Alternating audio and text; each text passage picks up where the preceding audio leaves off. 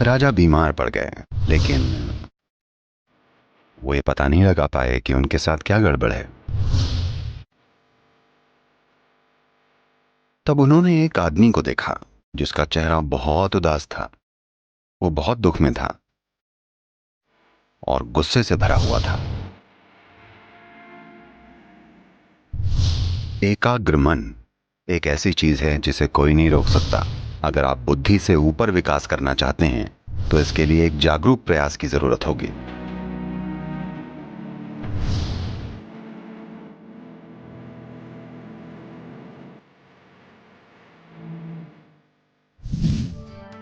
पांच सौ साल पहले मेरे पूर्वजों का एक शहर था। वो वहां के राजा हुआ करते थे। यह शहर 500 साल पहले धरती का सबसे अमीर शहर था। आप इसे चेक कीजिएगा, इसे हम्पी कहते हैं। और अचानक एक दिन कृष्णदेवराय बीमार पड़ गए। ये राजा का नाम था। वो बीमार पड़ गए और डॉक्टर आए और उनकी कई तरीकों से जांच की, लेकिन वो ये पता नहीं लगा पाए कि उनके साथ क्या गड़बड़ है। मगर उनकी हालत बिगड़ती जा रही थी, जैसे वो मौत के दरवाजे पर खड़े हों। फिर उन्होंने अपने दोस्त और सलाहकार को बुलाया, जिनका नाम था तेनाली रामकृष्ण। तेनाली आए और वो कोई डॉक्टर नहीं थे। उन्हें नहीं पता था कि क्या किया जाए। तो राजा ने उनकी मदद मांगी, लेकिन उन्हें नहीं पता था कि क्या करना है। वो डॉक्टर नहीं थे। तो उलझन में वो शहर में पैदल निकल पड़े और वो बाजार में घूम रहे थे। तभी उन्होंने एक आदमी को देखा जिसका चेहरा बहुत उदास था। वो बहुत दुख में था और गुस्से से भरा हुआ था। तेनाली उनके पास गए। अरे क्या हो गया, आप ऐसे क्यों बैठे हैं? वो बोला, मैं चंदन की लकड़ी का काम करता हूं, क्योंकि कहीं एक बहुत बड़ा भंडार उपलब्ध था, तो मैंने एक बहुत बड़ा उधार ले लिया और वो सारी चंदन की लकड़ी खरीद ली। अब अगर मैंने इसे जल्दी से बेचा नहीं तो मैं बचूंगा नहीं।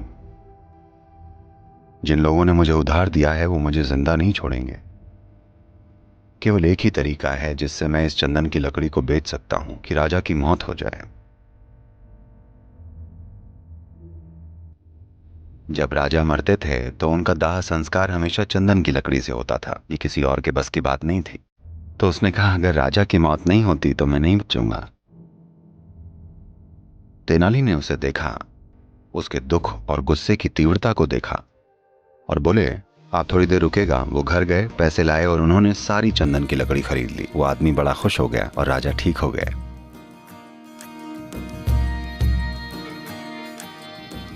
ये मजाक नहीं है। आपको ये समझना होगा कि गुस्से के पलों में, नफरत के पलों में, डर और आक्रोश के पलों में आपका मन एकाग्र हो जाता है। One-pointed mind is something that nobody can stop. एकाग्र मन एक ऐसी चीज है जिसे कोई नहीं रोक सकता। फिलहाल सब लोग इस मोड में हैं कि वो किसी भी एक चीज पर एकाग्र नहीं हो पाते। इसी वजह से इतना सारा कंफ्यूजन है। अगर आपके पास एक एकाग्र मन है तो उसे कोई चीज नहीं रोक सकती।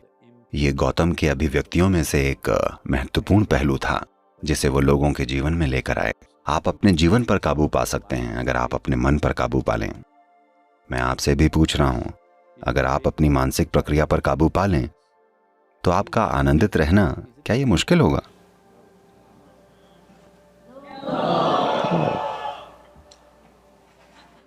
आप किसी और के दिमाग पर काबू पाना चाहते हैं।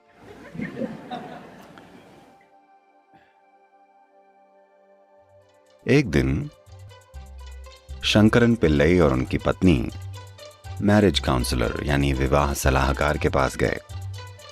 तो शंकरन पिल्लई ने परिचय दिया और कहा, हमारा शादीशुदा जीवन बहुत बढ़िया है क्योंकि हमारी जोड़ी इतनी शानदार रही है, क्योंकि मैं हमेशा चुप ही रहता हूं। तो मन से ऊपर उठने की ये पूरी प्रक्रिया, जिसका मतलब है बुद्ध होना, बुद्ध बनना, आपका ये समझना जरूरी है कि ये उनका नाम नहीं है, उनका नाम गौतम सिद्धार्थ है। बुद्ध एक अवस्था है। इसका मतलब अगर आप अपनी बुद्धि से परे हैं तो आप एक बुद्ध हैं। अगर आप बुद्धि में ही हैं तो आप लगातार कष्ट झेल रहे एक इंसान हैं। अगर आप बुद्धि से नीचे हैं तो हम आपको बुद्धू कहेंगे। तो क्रमिक विकास की प्रक्रिया में जानवरों की ही तरह हम बुद्धि से नीचे ही थे।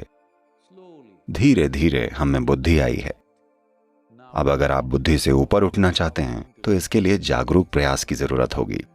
धरती माता आपके लिए ये करके देंगी, इसका इंतजार मत कीजिए। ये लाखों साल बाद हो सकता है, पर आप यहां नहीं होंगे। आपको हमारा एक ऐप डाउनलोड करना चाहिए। ये ऐप फ्री है, कोई भी इसे डाउनलोड कर सकता है। इसे सद्गुरु ऐप कहते हैं। इसमें एक ईशा क्रिया नाम की प्रैक्टिस है। ये एक जागरूकता लाने का आसान सा तरीका है कि आपका शरीर क्या है और आप क्या हैं, आपका मन क्या है और आप क्या हैं। एक बार जब आप और आपके शरीर के बीच, आप और आपके मन के बीच थोड़ी सी जगह बन जाती है, यही दुखों का अंत है।